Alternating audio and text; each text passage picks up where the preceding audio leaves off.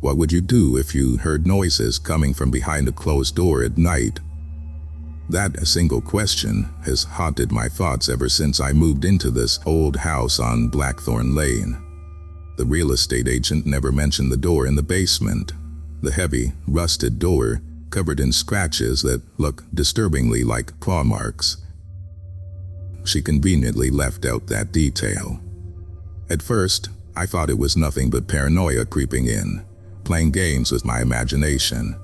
But each night since arriving, something has whispered my name from behind that dreadful door. At first, the whispers were faint, barely audible, just enough to plant a seed of doubt in my mind. Soon, though, the whispers grew louder, clearer, more distinct, always calling out to me. "James. Come, open the door, James." I tried to rationalize it, dismissing the whispers as creaks from an aging house, or maybe a trick of the wind slipping through cracks in the walls. But logic only took me so far. There was something deeply unsettling about those whispers, something that stirred a primal fear deep within my chest. I decided I needed to understand what was happening.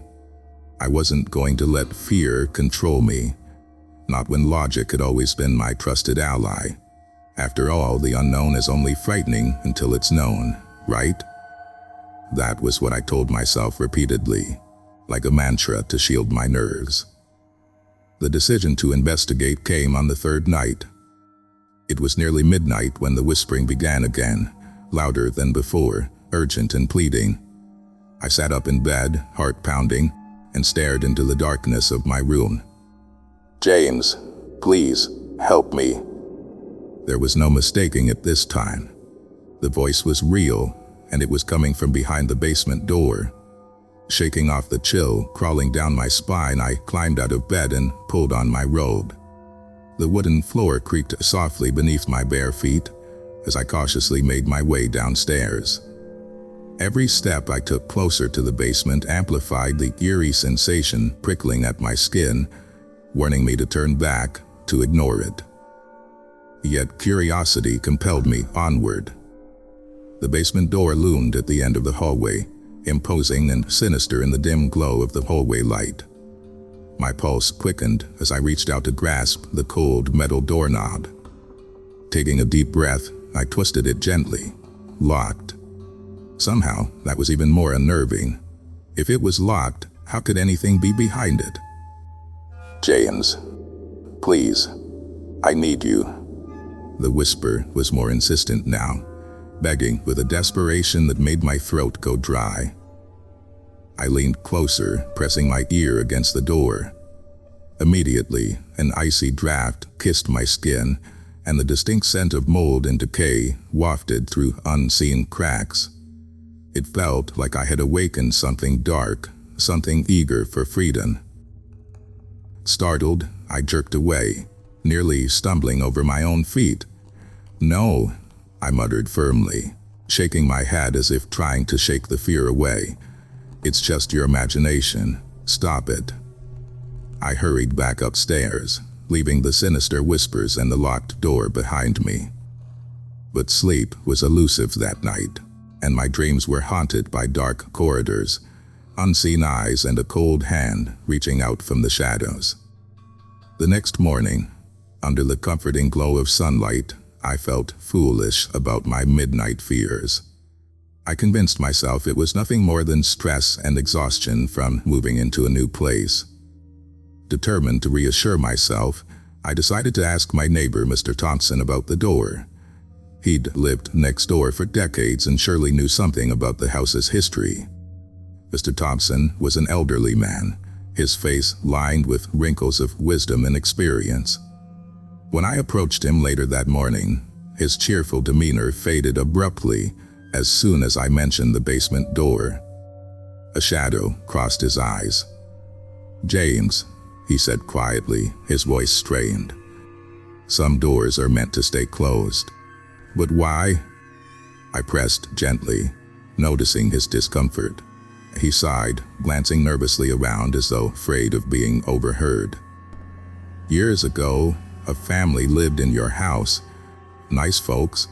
They disappeared without a trace. Rumors said they opened that door. I swallowed hard, dread pooling in my stomach. What's behind the door, Mr. Thompson? He shook his head, the lines in his face deepening. Nobody knows. Nobody who opened it. His words echoed ominously in my mind, reigniting my fear. I thanked him and quickly walked back home, trying to shake off the growing anxiety clawing at me. But instead of finding relief, Mr. Thompson's words had only deepened the mystery. As evening approached again, the apprehension returned, and I found myself nervously pacing the house, constantly glancing toward the hallway that led to the basement door. I couldn't stop thinking about the family that vanished. What could possibly be down there? Suddenly, the power flickered and went out, plunging the entire house into darkness. My breathing quickened, the temperature in the room dropped noticeably, my breath now visible in small, panicked clouds. From the basement door below, I heard a creaking sound. Then the slow, deliberate scrape of something heavy moving across the floor. Fear gripped my chest tightly, immobilizing me. I strained my ears, desperately hoping I'd imagined it. But the sound continued. Heavy, dragging footsteps, followed by a low, guttural whisper, like something ancient had awakened. "James, you must open the door." I stood frozen, paralyzed by terror, listening helplessly as whatever lurked behind the door moved closer, its whispers growing louder, hungrier. Whatever was behind that door was awake now, and it wanted out. Frozen with fear, I strained my ears to listen. The heavy dragging sound continued relentlessly, becoming clearer and louder with each dreadful step. A thick lump formed in my throat as I stood motionless in the suffocating darkness, my heartbeat thunderous in the stillness. "James, open the door, please." The voice was low, resonating with a disturbing mixture of urgency and pain. It didn't feel malevolent exactly, rather desperate, wounded, as if genuinely pleading for help. But instinct screamed at me to stay away. The memory of Mr. Thompson's frightened eyes flashed in my mind, his voice trembling as he warned me to keep the door shut. My logical mind clawed for answers.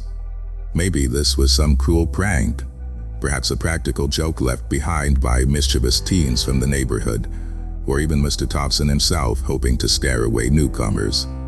But something about this situation felt different, far too real and sinister to dismiss as mere tricks. My fingers trembled as I reached for the flashlight on my kitchen counter. Clicking it on, I felt a brief comfort from its bright beam cutting through the thick darkness.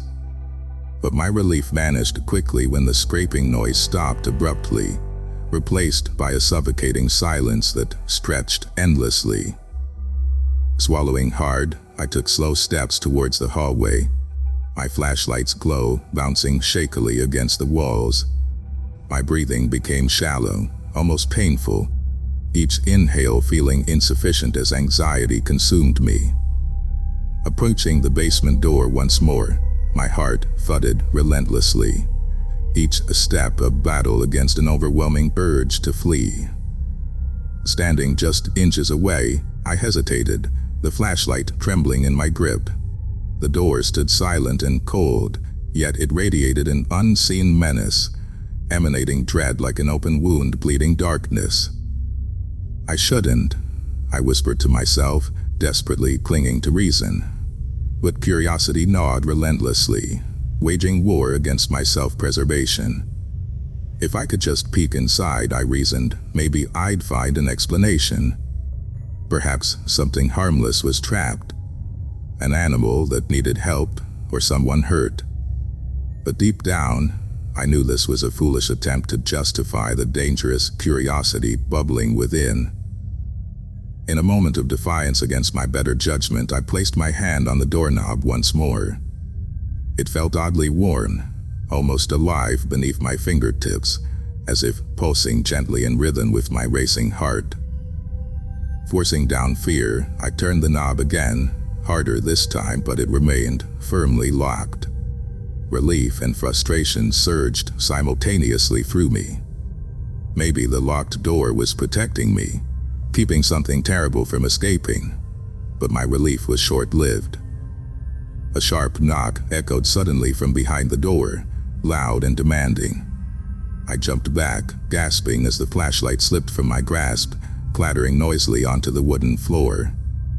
Darkness flooded the hallway again, heavier than before. "Open the door, James," the voice whispered, now sounding closer than ever, almost as though whoever was speaking pressed their lips directly against the wood. "You can't leave me here trapped." My throat tightened painfully, panic threatening to overwhelm my senses.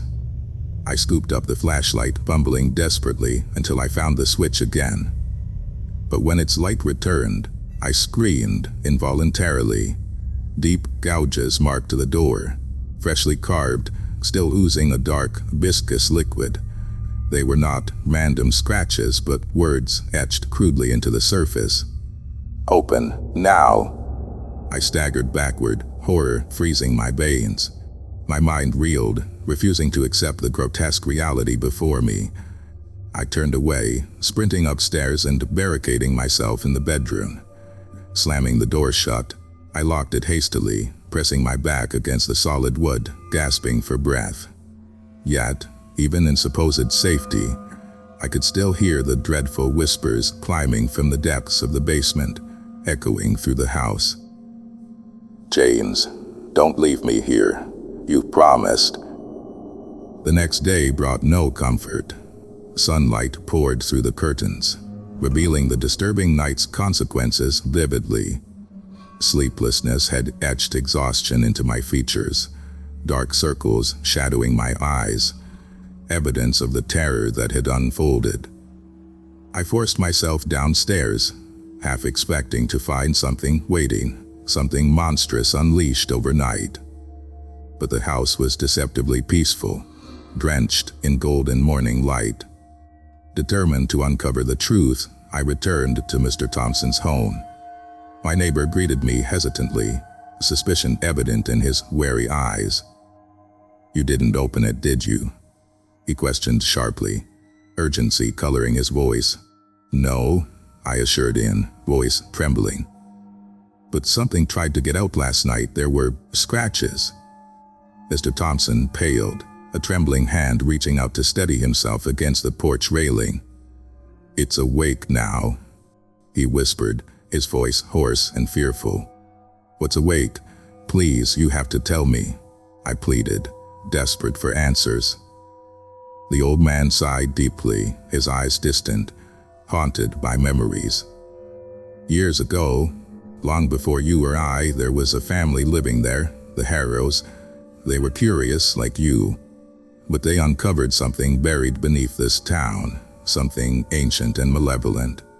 They sealed it behind that door, thinking they'd locked it away forever. But they didn't realize it was merely sleeping, waiting patiently, whispering, always hungry. Every so often it wakes, calling out, seeking a host to free it." I felt dizzy, nausea twisting my stomach as his words sank in. "What happens if it gets out?" He looked at me grimly, sadness coloring his expression. "Then no one is safe. It won't stop until it consumes everything, everyone." I stood in shocked silence, struggling to comprehend the enormity of the situation. "How can I stop it?" "Whatever you do," Mr. Thompson warned gravely, his voice trembling, "never open that door." I nodded shakily, promising to heed his warning. But even as I walked away, I knew my promise was hollow. The whispers had already taken root in my mind, insidious and persistent, and when night fell once more, the voice returned, sweeter, softer, drawing me inevitably back towards that cursed basement door. "James, I'm waiting for you." It knew. It had always known. that sooner or later I would surrender and open that dreadful door. Nightfall came quickly, enveloping the house in a darkness that seemed more profound than ever before. As the shadows stretched, my anxiety deepened, anchoring itself in the pit of my stomach. The whispers had subsided for a time after my conversation with Mr. Thompson, leaving me with an unsettling silence that proved almost worse than the voices themselves. I spent the evening pacing nervously, casting anxious glances toward the hallway leading down to the basement. Despite my efforts to distract myself, reading books, listening to music, even futilely attempting sleep, my mind remained trapped on the locked door and the terrifying secrets it concealed. Suddenly, the house grew colder. A shiver raced down my spine, and I noticed, with dread, the faint mist of my breath in the air.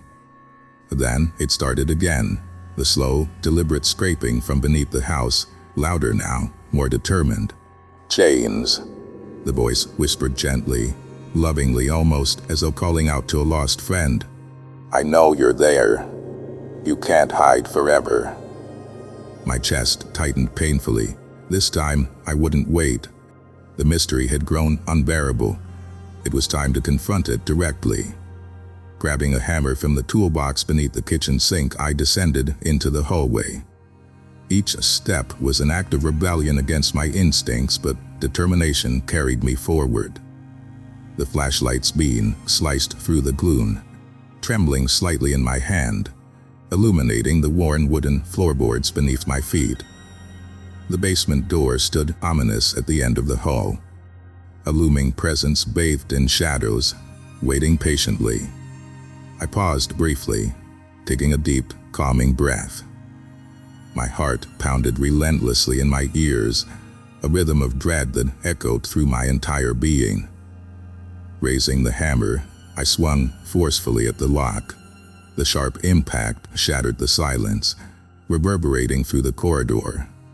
It took several more strikes before the lock finally gave way with a metallic groan, the door inching open slightly, releasing a gust of stale air carrying a sickly, sweet scent.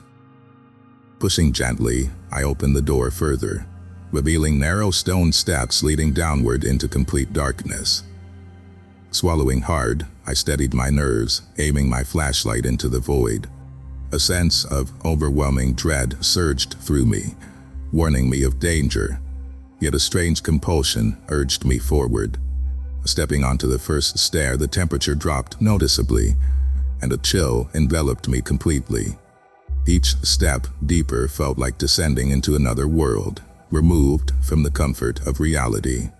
The air grew thicker, pressing heavily on my chest, suffocating almost, as if resisting my intrusion. Reaching the bottom, I hesitated, scanning the cramped basement cautiously. The walls, damp with condensation, glistened eerily in the flashlight's glow. Old furniture lay scattered chaotically, blanketed by thick dust and cobwebs. My flashlight danced over ancient crates and forgotten boxes until it illuminated something peculiar in the far corner. A large wooden cabinet, chained shut with heavy rusted links. A sharp, scraping noise burst from within the cabinet, violent and insistent, causing me to stumble backward in shock.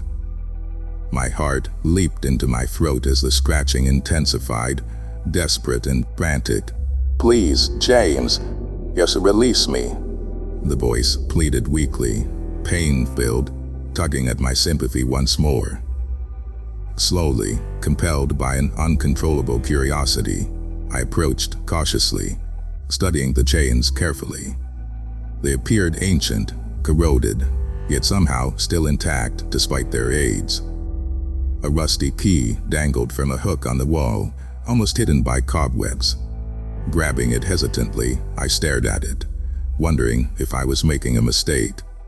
But the pleading voice, now softer and weaker, urged me on. With trembling fingers, I inserted the key into the padlock securing the chains, feeling resistance before the lock clicked open with startling ease. The chains fell heavily to the floor, the sound echoing loudly through the stillness of the basement. Slowly, the cabinet door creaked open on its own, revealing darkness within. An impossible, consuming darkness untouched by my flashlight. I peered forward, heart hammering, dread pooling thickly in my gut. Suddenly, cold fingers reached out, gripping my wrist tightly.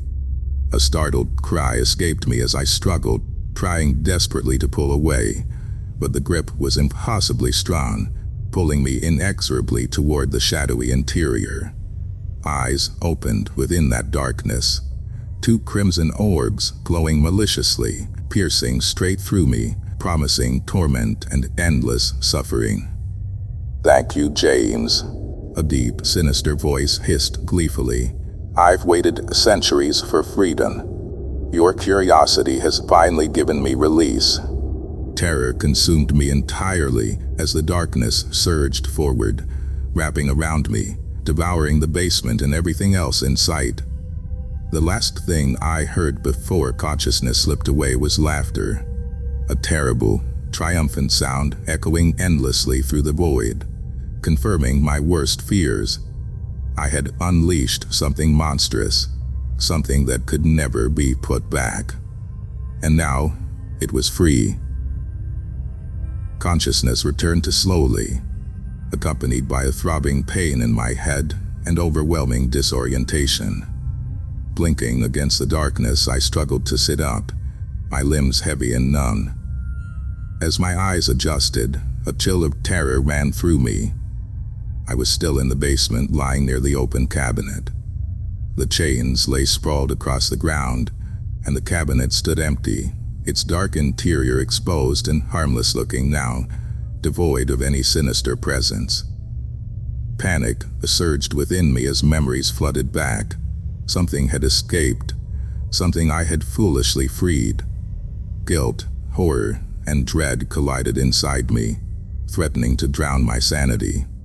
I scrambled to my feet, desperate to escape the oppressive air of the basement. Racing up the stone steps, I slammed the basement door shut behind me, praying futilely that the nightmare could be locked away once more. The house above felt eerily still. It was night again, the moon casting ghostly shadows across the walls. How long had I been unconscious? Hours? A full day? The silence was unnatural, oppressive, a quiet so profound it pressed painfully against my ears. "James," the voice spoke softly from the living room, calm yet dripping with menace. Heart racing, I slowly turned toward the source, barely able to breathe. Seated in my armchair was a figure shrouded in shadow, visible only in silhouette against the dim moonlight filtering through the curtains. "What are you?" My voice trembled weakly. The figure chuckled, a low, cold laugh devoid of any warmth. "You've already freed me. Isn't it a bit late to ask that now?" Stepping closer, I strained my eyes to see clearly. Gradually, the shadow seemed to retreat slightly, revealing a face that made my blood run cold.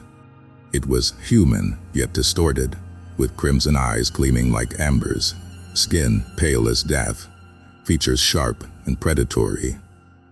"I've been trapped behind that door for so very long," it said, standing effortlessly, its movements graceful yet inhuman. Centuries of waiting, planning, watching through cracks in the darkness.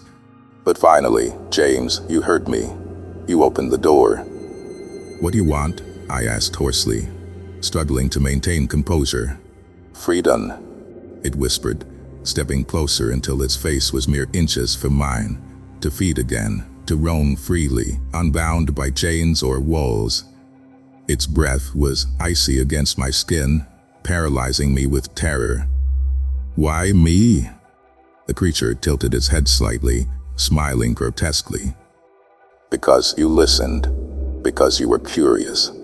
Because fear and curiosity always dance hand in hand, James." Without warning, it vanished, leaving me alone, gasping in fear.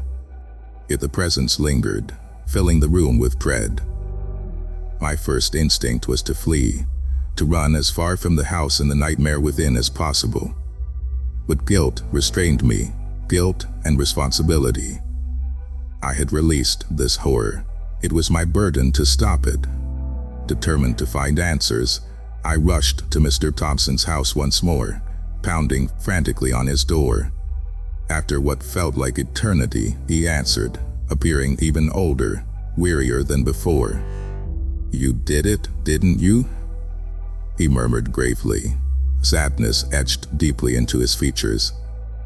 "Please help me," I begged desperately. "Tell me how to stop it." He shook his head somberly.